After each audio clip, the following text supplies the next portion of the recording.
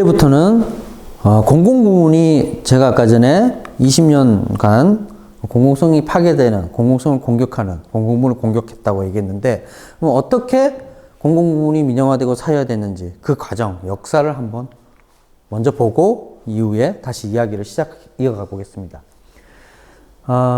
역사를 이야기하기 전에 오늘 제가 얘기하면서 첫 번째로 강조하고 싶은 부분인데요.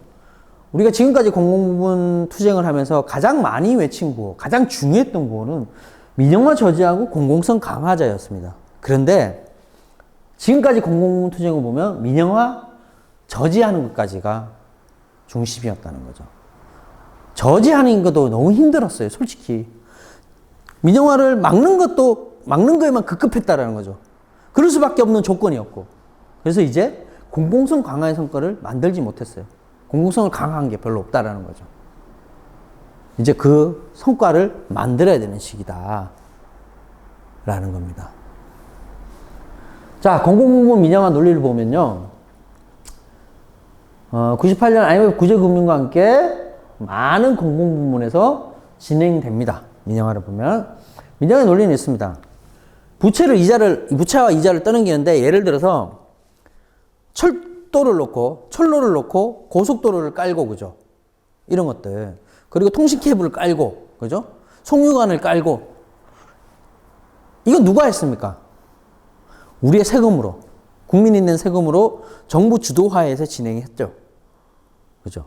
근데, 그러면, 처음에는 그렇게 했는데, 이후에 또 추가되거나 하려면 돈이 필요하잖아요. 건설을 해야 되니까, 만들어야 되니까. 그러면 만들 때 들어가는 재정 투입이 있을 거 아닙니까? 근데 그 계획은 정부가 짜요. 국토부나 뭐 기재부나 산자부나 이런 것들을 통해서 계획을 수립하고 도로도 깔고 철도도 깔고 송유도 깔고 통신케이블도 깝니다. 근데 그 깔아가지고 깔 때 들어가는 비용의 부채를 공공기관에 떠넘기는 거죠. 부채만 떠는 게 아니라 부채에 대한 이자까지도 떠넘기는 겁니다. 계획은 정부가 세워놓고. 그죠? 공공기관에 다 떠넘기죠. 그렇게 되면 어떻게 됩니까? 부채가 많아지면 적자 규모가 커지잖아요. 방만경영이라고 공격합니다. 아까 전에 말씀드렸던. 그리고 거기에서 일하는 노동자들을 철밥통 고임금이라고 공격합니다. 근데 한 가지, 기본적으로 생활을 유지하려면 어느 정도로 벌어야 될까? 한번 상상을 한번 해보자라는 거죠. 그래서 적자 탈출을 강요하죠. 요구합니다. 그리고 적자 탈출하라고 강도 높은 구조조정을 감행을 하죠. 그래서 이만했던 공공성을 강화하기 위해서 철도도 깔고 뭐하고 사람도 채용하고 뭐 일자리도 만들고, 그죠? 뭐 이런 것들 했을 거 아닙니까? 그것들을 구조조정을 통해서 슬림하게 만듭니다. 작게. 그리고 이거를 민간 자본에 매각합니다. 매각이 여의치 않을 경우는, 통으로 매각이 여의치 않을 경우는 분할을 합니다. 막 쪼개요. 그것도 여의치 않으면 운영권을 민간에 넘깁니다. 민간 위탁을 하거나 민간 자본의 지분을 참여를 허용합니다. 그 노무현 정부 때 학교를 짓거나 이럴 때 민간 자본이 와서 짓고 그걸 운영하잖아요. 그죠? 그런 것들을 했다라는 거죠. 그리고 최근 그 발전소를 지으려면 지금 LNG 발전소가 막 이제 석탄 화력의 대체로 짓고 있는데, LNG 발전소를 하나 지으려면 발전회사는 공기업이잖아요. 발전회사가 있으면 민간의 지분을 참여시키지 않으면 발전소 건설 허가가 나오지 않습니다. 그래서 GS, 포스코, SK뿐만이 아니라 금융권, 그러니까 은행, 금융 지주회사들도 지분 참여를 합니다. 그래서 발전소들은 수익을 내야 되죠. 그 수익을 그 지분 참여한 기업에 돈을 주는 거예요. 이렇게 공공성을 강화하는 데 사용돼야 될 것이 민간으로 빠져나가는 방식들까지 취하고 있습니다. 그래서 민영화 형태는 굉장히 다양한 형태들로 진행되고 있는 겁니다. 그 결과 어떻게 되냐? 요금은 올라가고요. 안정성과 서비스는 저하됩니다. 왜냐? 공공부문이 민간의 이윤을 위해서 돈벌이 수단이 돼버리는 거죠. 그러니까 공공성 강화를 위해서 투자할 돈을 민간에게, 재벌에게, 자본에게 줘야 하기 때문에 이런 상황이 발생한다는 거죠. 자, 그러면 구체적인 역사를 보기 전에 우리 한국 사회에서 공공부문 민영화 사유 추진은 어떻게 진행했는지 개괄적으로 한번 볼 텐데요. 김대중 정부부터 뭐 본격적으로 시작됐으니까 한번 보도록 하겠습니다. 김대중 정부는 공공부문 사유화와의 민영화의 설계 도면을 완성합니다. 설계 도면. 쫙 큰 판을 그리는 거죠. 그래서 이 설계 도면을 공기업 민영화 방안이라고 제출을 합니다. 그리고 노무현 정부는 이 설계 도면 위에 이걸 폐기하는 것이 아니고 상시적 구조조정 체계를 구축합니다. 공기업 산하기관 경영혁신 추진 계획이라는 이름으로 상시적 구조 체계를 구축하고요. 이 설계도면을 완성된 설계도면 위에 구축된 이 구조조정 체계를 바탕으로 이명박 정부는 강구면 사유 정책을 추진합니다. 자, 이명박 정부가 공공기관 선진화 계획이라고 냈는데 이 계획은 실제로 김대중 정부 때 냈던 계획의 한 일환이었죠. 그걸 그대로 갖고 오는 겁니다.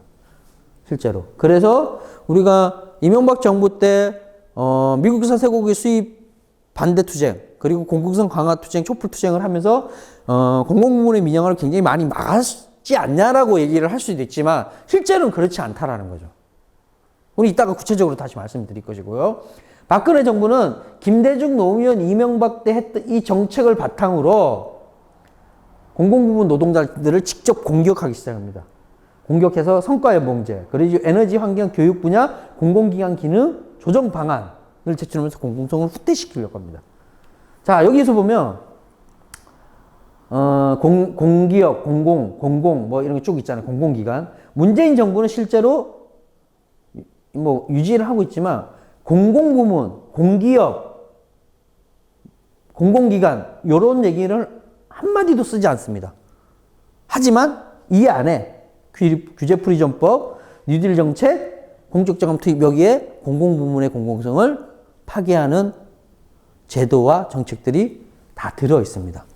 자, 공공기관 경영평가는 실제로 공공기관의 노무현 정부 때 진행된 공기업 산하기관 경영혁신 추진 계획에 아주 구체적으로 시행되기 시작하는데 그때부터 시행된 공공기관 경영평가를 유지합니다. 이 공공기관 경영평가라는 게 뭐냐면은 공공기관을 민간기업처럼의 방식으로 평가를 하는 거죠. 얼마나 수익을 내고 얼마나 구조조정을 잘하고 그죠? 이런 것들이란 거죠. 그래서 우리 가만히 보면 노무현 정권 때일 거예요. 우리가 동사무소, 지금은 주민자치센터라고 하는 곳에 가면 공무원들이 우리한테 이렇게 했습니다. 안녕하세요, 고객님. 공공기관인데, 지자체인데, 우리가 고객인가요? 아니, 저희는 민원인이죠. 공공기관이, 지자체가, 공무원 사회가 고객이라고 얘기해요. 민간기업처럼. 그렇게 불렀다라는 거예요. 근데 그게 다 그렇게 하라고. 그래서 그걸로 다 평가를 해요. 그래서 1등부터 꼴등까지 공공기관을 다 줄 세우기를 합니다. 이런 일을 한 거죠. 근데 이게 아직 유지되고 있어요. 이 경영평가를 잘 받아야 여기 성과연봉제는 뭐 이 평가에 따라서 쭉 나오는데 경평을 통한 성과 그리고 개인 성과 이런 것들을 아직 유지하고 있다는 거죠. 아까 말씀드린 것처럼 이런 정책 속에 그대로 포함되어 있죠. 자, 그러면 가스 민영화 사례를 통해서 각 정부가 아까 말씀드렸던 거 어떻게 했는지 한번 보겠습니다. 뭐 사례인데요. 하나만 얘기를 할게요. 김대중 정부에서는 아까 전에 설계도면을 완성했다고 했는데 가스 도입 및 도매 분할 매각 계획을 수립합니다. 노무현 정부는 자, 민간 자본의 가스 직도입을 허용합니다. 이게 뭐냐면 우리나라는 예전에 우리는 가스 유전이 없잖아요. 가스 유전에서 가스를 해외에서 수입해 올 때 가스공사에서 직도입을 했어요. 가스공사만이. 그러니까 근데 이걸 민간에 넘기기 시작한 거예요. 민간도 참여할 수 있게끔. 그러면 그래서 경쟁이 되면 가스값이 떨어지고 뭐 이런 얘기를 막 해요. 근데 실제로는 외국 입장에서 볼 때 유전에서 가스를 캐내는 나라 입장에서 볼 때는 한국에서 옛날에 가스공사만 가스를 샀는데 보니까 가스공사 말고 뭐 민간 기업들도 가스를 사네? 그러면 어떻게 되겠어요?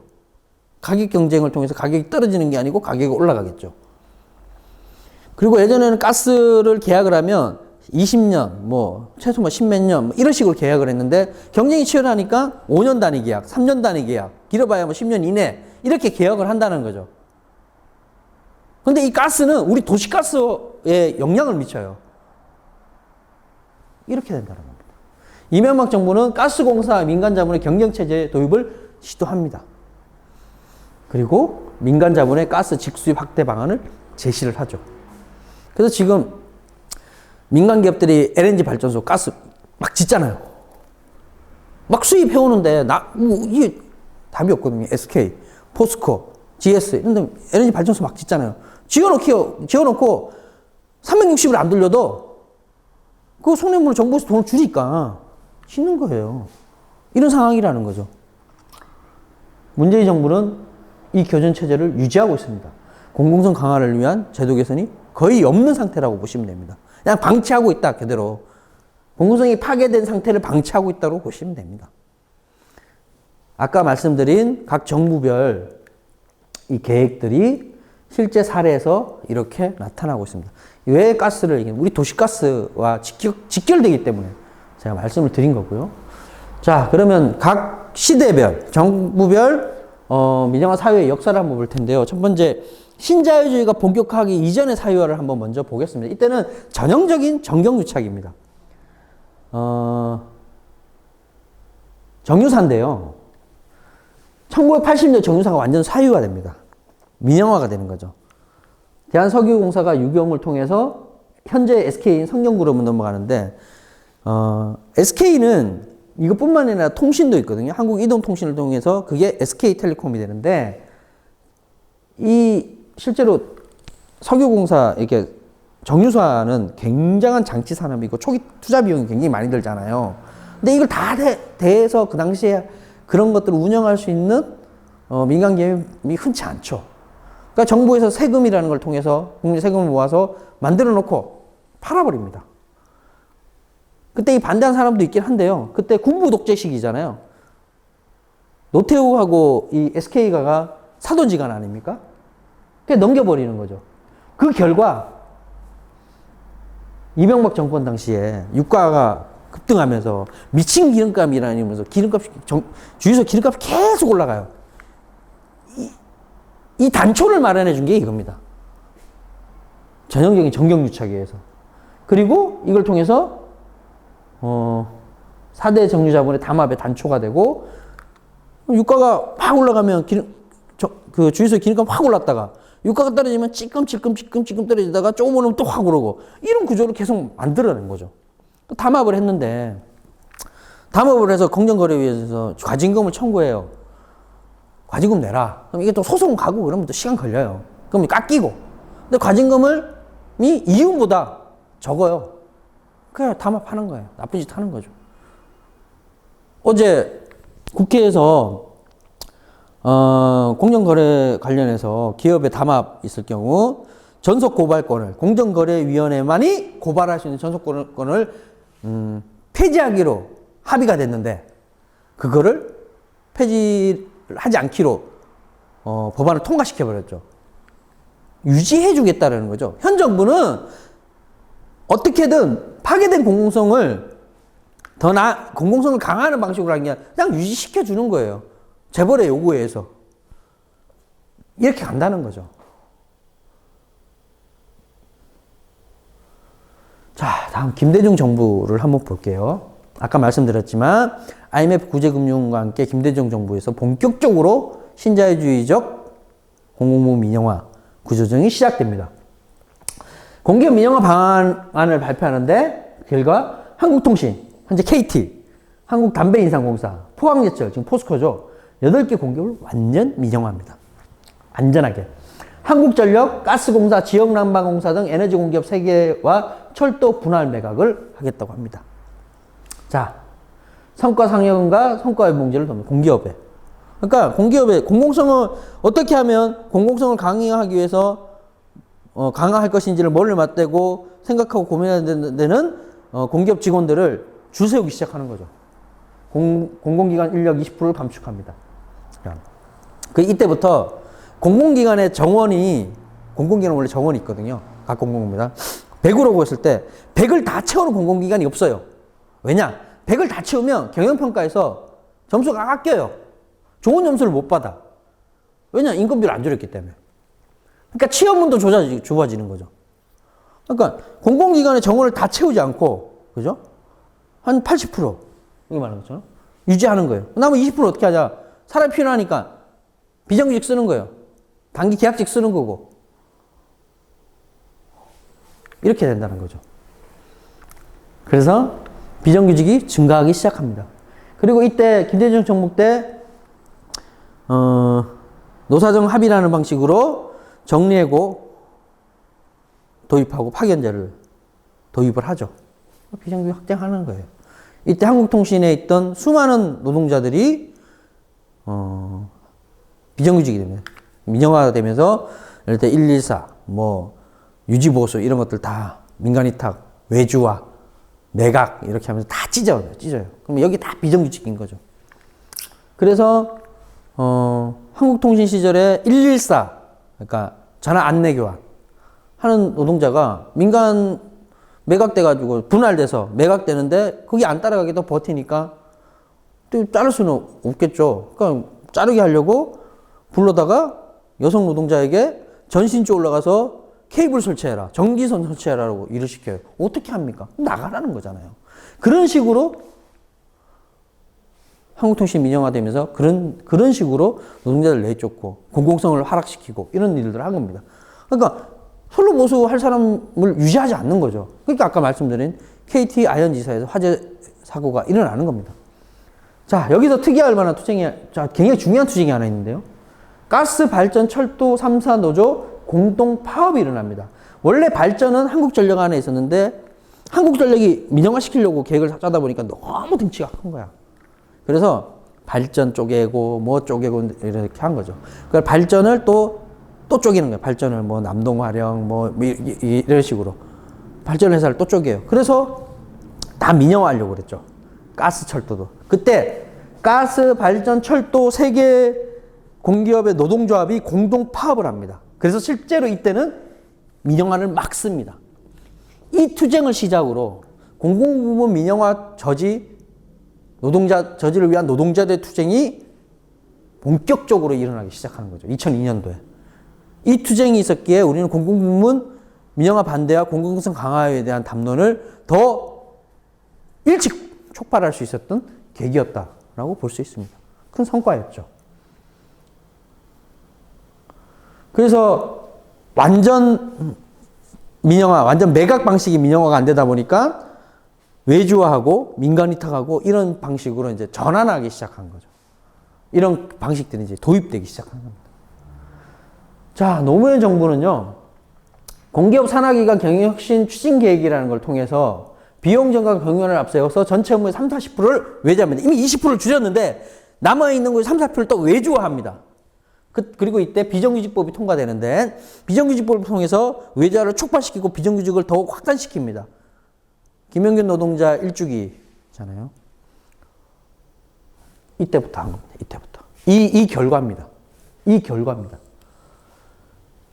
그리고 경영혁신 추진계획을 해서 뭐 경영평가라든지 이런 것들이 굉장히 자리를 이제 막 잡는 거죠. 그때 공공기관 노동자들에게도 노동조합이 있는데 이 노동조합 중에 한 곳이 경영평가를 받으면 계속 C를 받는 거예요. C를. 그러니까 불만이 많겠죠. 왜냐하면 이 경영평가에 따라서 돈을 지원하는 게 틀리고 성과급도 틀린데 회사에서 공공기관 관리자가 노조를 찾아가서 야, 너 민주노총 그때 민주노총 소속이었던 건데 민주노총 탈퇴하면 경평을 잘 준다더라 이런 얘기를 해요. 그래서 여기 노조가 결국 탈퇴합니다. 탈퇴한 해에 경영평가를 한 등급 높아서 받았어요. 그 다음에부터 어떻게 했을까? 다시 계속 C예요. 그러니까 이런 식으로 공공기관을 지 흔들고 줄 세우게 하고 말 잘 듣게 하고 이렇게 한 거죠.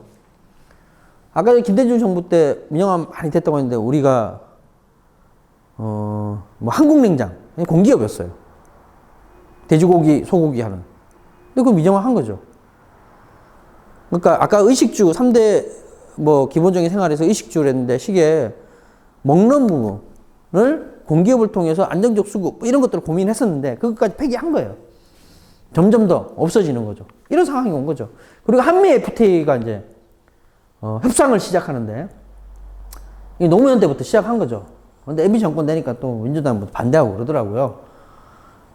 한미 FTA가 되면 실제로 독소 조항들 되게 많아요. 외국 투기자본들이 들어와서 먹고 튀고 막 이런 것들 많을 수 있는데 이런 것들도 연계된다라는 거였죠. 그리고 교육 부문에 본격적인 민영화 도입을 위해서 교원 평가를 네이스라는 걸 바탕으로 해서 교員평가를 그리고 교원들 교사들의 직무 관리들을 통제를 하기 시작했습니다.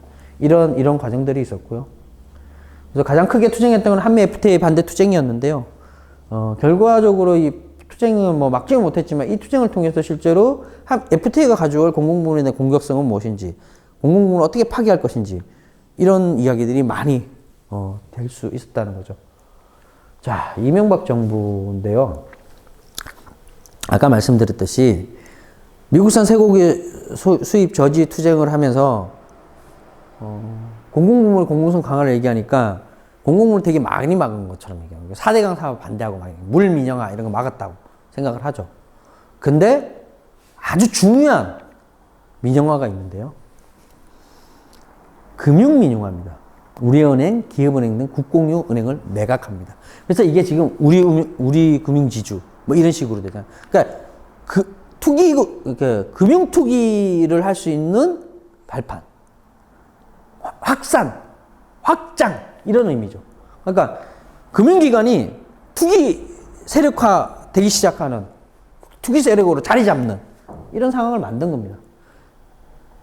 자, 공공기관 선진화 계획을 통해서 통폐합, 인건비 인력 감축, 민간 위탁 추진. 아니, 김생주 20% 줄이고, 그죠? 노무현 때 거기서 또 30, 40% 줄이고, 이게 또 줄여. 이게 공공성이, 공공부문에서 일하는 사람들이 계속 나가 떨어지는데, 공공성을 담보할 수 있냐라는 거지. 안정적으로. 이런 상황입니다. 공기업 자회사 10곳 포함해서 10대 기관이 민영화됩니다. 인천국제공항공사, 한국공항공사 5개 기관의 지분을 매각합니다. 아까 얘기했죠. 완전 매각이 안 되니까 지분을 매각한다면 민간 위탁을 한다든지 운영권을 이전한다든지 지분 참여를 하게 한다든지 이런 식으로 해서 갑니다. 그리고 이때 이명박 정부 때 중요한 노조법이 하나 개혁이 되는데 복수노조 창구 단일화 제도라는 게 만들어집니다. 복수노조가 되면 누구나 교섭할 수 있는 게 아니고 다수노조만 교섭권을 가지고 있는데 그리고 교섭을 다수노조만 할 거냐 누구랑 할 거냐 결정권을 사측에 손에 쥐어주는 거죠. 그러니까 단체 교섭, 단결권, 단체 교섭권, 단체 행동권은 노동조합의 권리인데 기본권인데 그거를 사측에 준 거죠. 이러면서 우리가 노조 파괴가 막 되기 시작하는데 우리는 흔히 뭐 유성기업, 뭐 반려만도 뭐 이런 곳을 뭐 이런 것만 알고 있는데 실제로는 공공기관에도 똑같은 방식으로 노조 파괴가 들어갑니다. 대표적인 게 한국노동연구원이고요. 그리고 발전회사인데 발전회사가 아까 말씀드렸다시피 발전 공기업들을 민영화하는 걸 노동자들이 파업으로 해서 막았어요. 이때 많은 사람들이 해고되고 그때 해고됐던 노동자들 중에 아직 복직 못하고 있는 노동자들도 있거든요. 근데 어쨌든 현장에서 공기업 민영화를 막고 어떻게든 공공성을 강화해야 되기 위해서 고민하고 노력하는 노동자들이 있을 거 아닙니까? 그런 노조가 그런 활동을 했을 거 아닙니까? 그 노조들을 공격하는 거죠. 그러니까 발전회사에 있는데 어영노조를 만들어요. 그래서 민주노조에 있는 노동자들을 막 공격해요. 그래서 이 사람들을 탈퇴시켜. 그래서 어영노조로 보내. 그럼 여기가 가반수가 노조가 될 거 아닙니까? 그러면 발전노조, 기존의 발전노조와 맺었던 단체 협약을 해지합니다. 너네는 필요 없어. 어영노조랑 단체 협약을 맺는 거죠. 뭐 구조조정부터 시작해서 이런 것들을 어영노조랑 다 합의를 해버리는 상황이 옵니다. 이게 이명박 정부 때 있었던 일인데요. 근데 뭐 한 가지 여담으로 얘기하면 이때 법이 개정될 때 환노위에서 이게 개정안이 통과가 돼야 되잖아요. 그리고 법사위로 가고 뭐 본회의로 가는데 환노위 위원장이 그때 추미애였어요. 우리는 그래서 이 복수노조 창구 단일화 그리고 노조 전임자 임금 지급 금지, 이걸 추미애법이라고 그러는데, 민주당이 걱정하지 마라. 절대 통과시키지 않을 것이다. 라고 떠들고 다녔어요. 근데 추미애가 통과시켜버렸어요.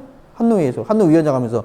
그래서 그 법이 통과되고 나서 노조 파괴법과 공기업 민영화 정책이 만나면서 노동조합에 대한 탄압을 하면서, 그러니까 공공부문 민영화를 저지하기 위해서 투쟁하는 노동조합들을 탄압하는 길을 다시 한 번 더 열어준 거죠. 그리고 물 민영화인데, 이거는 뭐 4대강 사업, 처음에 운하 만들겠다고 했던 사업과 함께 물 민영화 사업을 추진하기도 했습니다. 근데 이 물 민영화는 상수도뿐만 아니라 이게 되면 하수도까지 가는 거죠.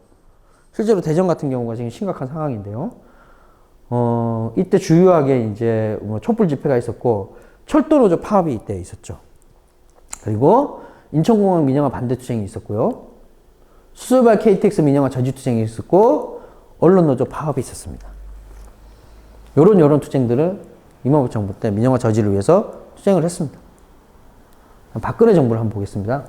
박근혜 정부는 성과연봉제인데, 공기업 내 공공기관에서 성과연봉제에 해당 대상자를 7%였어요. 아까 제가 성과급이 있다고 그랬잖아요. 성과급은 월급을 건드리는 게 아니라 더 주는 건데, 아예 성과연봉제를 전체 상위 7%에서 70%까지 확대한다는 거죠.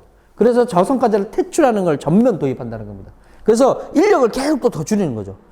일해야 되는 사람이 이만큼인데, 김정은 이만큼 줄이고, 노무현 정부 이만큼 줄이고, 이명박 정부 이만큼 줄이고, 박근혜 정부 때 또 이만큼 줄이겠다는 거죠. 그러면 공공기관이 해야 될 일이 많은데, 줄이면서 경영평가라는 걸 도입해서 공공성 강화하는 사업을 하면 계속 마이너스를 줘요. 남아있는 사람이 공공성 강화를 위한 일을 할 수 없는 조건, 그리고 노동조합을 탄압했잖아요. 그러니까 노동조합 힘이 약해지니까 노동자들을 직접 공격하는 거예요. 공공부문 노동자들을 직접적으로 이제 공격하는 거죠. 박근혜 정부 들어서. 그래서 임금, 고용, 노동조건에 대한 후퇴를 계속적으로 강요합니다. 그래서 공공기관의 민간개방 확대를 추진하죠. 이런 것들을 통해서. 에너지, 환경, 교육 분야. 그래서 주요하게는 이제 민중총궐기를 통해서 많은 부분 막긴 했습니다. 민중총궐기를 통해서. 그리고 당시 철도노조 파업 투쟁을 했고, 이 파업 지도부 근거를 하겠다면서 민주노총에 공권력이 투입되고 막 이렇게 했죠. 공공운수노조가 총파업을 하고. 네. 이런 것들을 막기 위해서. 어쨌든 탄압이 되면서 약간 주춤, 멈칫 이런 것들이 있었던 거죠. 자, 그래서 이 김대중 정부부터 박근혜 정부까지의 공공부문 민영화 정책을 쭉 보면서 한번 결과를 한번 보도록 하겠습니다. 김대중 정부가 아까 말씀드렸듯이 설계도를 마련해서요, 신공공관리, 공공부문 선진화, 민영화 방안을 마련했는데, 아까 전에 말씀드렸듯이 이명박 정부 때도 요 선진화는 말을 그대로 씁니다. 그래서 결과는 이렇게 민영화가 됐고, LNG 철도 분할 민영화 계획을 수립하는 거죠. 노무현 정부에는 상시적 구조조정 체계를 제가 구축했다고 얘기를 했잖아요. 그래서 공공부문 경영평가를 도입합니다. 아까 제가 말씀드렸죠. 이 경평을 통해서 공공기관 줄세기를 하는 거죠. 근데 이 경평은 민간기업의 방식을 그대로 도입하는 겁니다. 그 공공기관이 공공성을 얼마나 강화하고 있는지, 그리고 시민들을 위해서 얼마나 많은 사업을 하는지가 아니라 민간기업처럼 운영을 잘하고 있는지, 이런 걸 본 거죠. 이런 상황들이 노무현 정부까지 이어지고요. 자, 이명박 정부에 들어서는 아까 말했던 선진화가 그대로 들어가고요. 공공부문 노조에 대한 폭력적인 파괴를 더 심하게 합니다. 실제로 김대중 노무현 정부 때는 없었던 게 아닙니다. 있었어요. 김대중 정부 때는 지금 건강보험공단 노조, 사회보험 노조가 파업을 할 때 공권력을 투입시켜서 그 파업 중인 노동자를 다 끌고 가고, 철도노조 파업할 때 공권력 투입하고, 막 이런 것들을 했었어요. 근데 이걸 더 노골적으로 하게 되는 거죠. 그리고 금융민영화, 공기업 지주회사 설립을 구상하고 수통수도 민영화를 추진합니다. 결과가 아까 말한 것처럼 요렇게 공기업 자회사 10곳을 비롯해서 19개 기관을 민영화했고요. 인천국제공항공사, 한국공항공사 등 5개 기관의 지부를 매각합니다. 공공부문 선진화 계획을 통해서 부서를 통폐합하고 인권 비민 인력을 감축하고 민간 위탁 잔치 협약을 계약을 합니다. 박근혜 정부는 민간 개방을 확대하겠다라는 계획으로 에너지, 환경, 교육 뭐 이게 있는데 이게 뭐 발전, 가스 뭐 이런 거 다 포함되는 겁니다. 예. 그리고 성과연봉제, 저성과자 퇴출제를 도입하는데 그래서 당시에 120개 공공기관 모두에게 대상이 됐던 120대 공공기관 모두에게 성과연봉제 도입을 완료합니다. 이걸 근데 성과연봉제를 어떻게 도입하냐면은 노동조합과 단협을 체결하거나 이런 것들이 아니라 노동조합을 깨고 단협에서 된 것들을 단협 회의 통보를 해서 무력화시키고 막 이런 식으로 이제 했던 것들을 이어받아서 진행했다는 거죠. 그걸 이어받아서 이명박 정부에 했던 것들을 그대로 이어받아서 했다라는 겁니다.